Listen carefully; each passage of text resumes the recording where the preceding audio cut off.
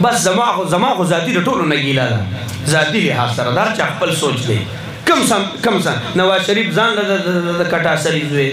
دا بل ځان له دا اوس چې کوم راغلی دا د کوم خدا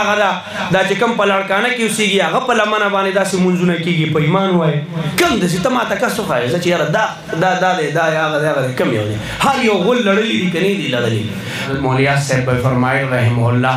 لمونځ هغه دی چې ته په اول صف کې امام پسې ودرېږي الله اکبر وکړې او تکبیر الله سره سلام واړوې دا د مونځ ادنا درجه ده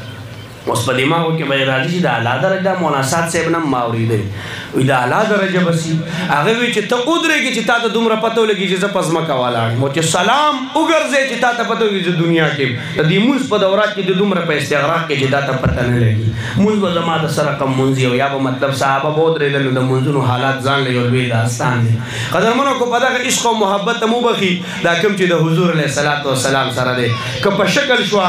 نو غرې تور دی که په علاقه شوه نو غیر زرخیزه ده په ایمان وای او چې د هغه وخت کې حالاتو ته وګورې عزتمند اوس خو باغ و بهار دی جبا الیه ثمرات کل شی نو هلته د ادب او احترام مظاهره پکار ده که نه ده پکار ده که نه ده قدرمن ځکه دا د پیغمبر وطن دی دا خو موږ په زړه کې قدر نشته عرضې راته اوس د عالم مقام د عالم د مجلس آداب حضرت قطب الاقطاب سے ذکریا سے فرمایي په تقریر بخاری کې خپل مکتوباتو کې چې د عالم د مجلس آداب دا د نبی د مجلس آداب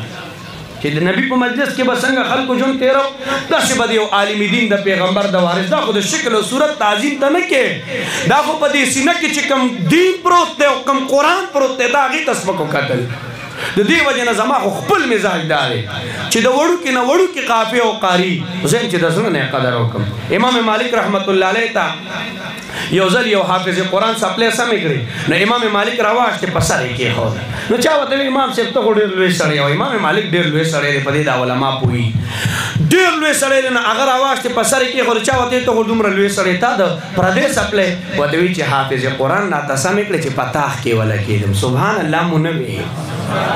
امام شافعي رحم الله استاد امام احمد بن حنبل شاګرد دی دواړه د مذهب امامان دي خو د شافعي صاحب بزرګي او علمیت د امام احمد بن حنبل نه رسي خو بهرحال او هغه مشرم دی په عمر کې دی نو ورته وی مصر ته راشه نو چې را روان شو نو شاګرد هم دی او کشرم دی امام شافعي رحمت الله علیه د امام احمد بن حنبل رحمت الله علیه استقبال لا د مصر نه بهر را روان شو او دومره کمزور چې ګرځېدی نه شو امام شافعي سره شاګردان او د کور خلک یې راووتل او امام شافعي چې را روان شو د دنیا ورسره راووته نو د مصر خلک ورسره را روان شو په ایمان وایي د عالم استقبال له خلک ځي سوال نه پیدا کېږي دا خو د هغه شکل او صورت له نه ځي دا قرآن نه ځي نن ستا په ملک کې چې د عالم او د پیغمبر د نسبتونو کومه ګستاخي کېږي د هغې بنیادي وجه دا ده چې د چا په زړه کې د قرآن قدر نشته د چا په زړه کې د پیغمبر علیه السلام عزت نشته په سر به د پیغمبر پګړۍ پرته او په مخ به د هغه سنت یو زه به ګستاخي کوم سوال نه پیدا کېږي بیا خو زه عاشق نه یم بیا خو دعوه غلطه ده قدرمنو د دې وجې نه د رسول الله د عشق او د رسول الله سره د مینې علامت دا دی عاشقان را مذهب و ملت جدا وی که زه د ابو جهل م وینم نو انشاءالله زه به د ابو جهل سترګې ښکلوم په دې بنیاد نه چې ابو جهل دی په دې بنیاد چې په دې سترګو رسول الله لیدلی دی سبحان الله ووایه مسلمانانو په ایمان وایه دا عشق او محبت چې دی کینی ته هېڅ هم نشې کولی ته مسلمان سم نشې جوړېدی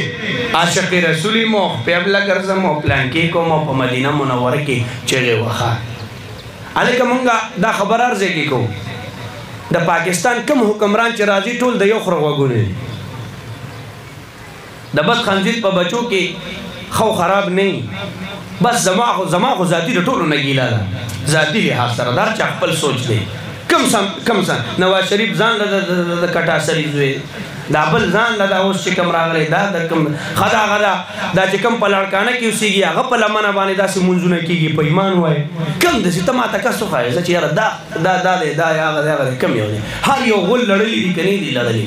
پیغمبر له چې راځي به غلمي پیغمبر لچ راضی به ګناګار ني پیغمبر لچ راضی به نشیمی په ایمان وای چې ال تراشی نه هغه دربار دی دربار او هغه داسې دربار دی چې پاغه کې انسان د نومي ګناه مغفرت غواړي او هغه پیغمبر علیه السلام شفاعت او شفارس کې په ایمان وای بخل به کیږي که باندې کیږي وای کیږي که باندې کیږي قدر منو هغه له خدای یو طاقت او قوت ورکړي پلان کې غل دې ډنګري غل دې زم غالې ما د روپې غل خو به کنه کده لکونه ما دغه به وس نه کیږي چې دی وس د بدو نیوي سبا ته او سبا دی خي توبه اله د شراب شو چې دی مخې ته پراته وي قدر منو زه خو په خپل باندې وایم چې زه مولای ما نه به د خلکو حقوق کې کمې راغلي ما به هغه سالت یوازې حق خو دې ته نه وي د مور او پلار حق په میوالي د رونو حق په میوالي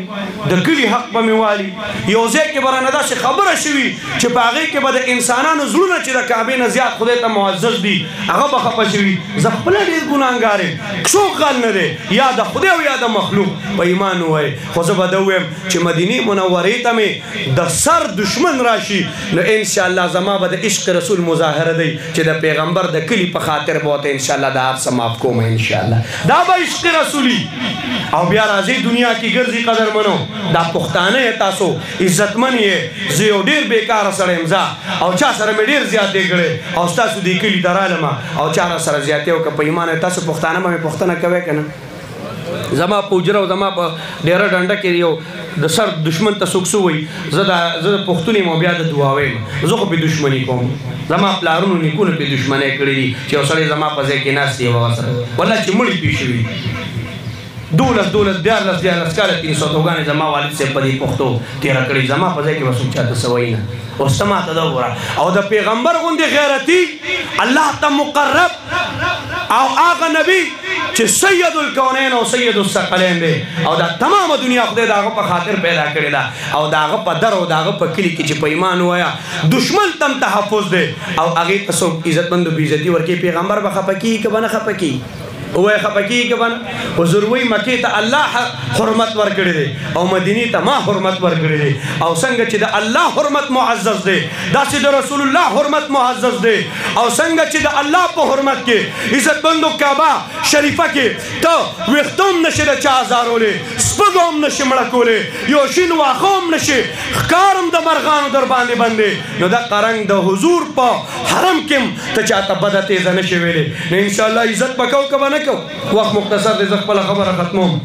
نو عزت خدای نبی لور کی برکت یہ کتاب لور کی نو اوتیتو جوامع الکلم وخت مختصر دی الله په یو ټکي کې سمندرونه خېری او یا په مکاناتو کې برکت کیږي نو کم برکت چې مدینه او مکه ته حاصل دی د دنیا نور زمکو ته حاصل دی او کله کله برکت خدای په زمانو کې کیږي نو میاشت رمضان ته جوړه کی د جمعې شپه ته جوړه کی بل سات ته جوړ کی قدر منو د اختر رزم د تاسو نه پازابو ما تم سکارونه روزګارونه دي علما نورم راغلي دي دا غیټه نه خرابوم په دې خبرو اکتفا کوم ان شاء الله بیا به د عام ورځو کې جلسه جوړه کې را بشو خټه او تیز تقریر وکړو هاذا واخر دعوانا الحمدلله رب العالمین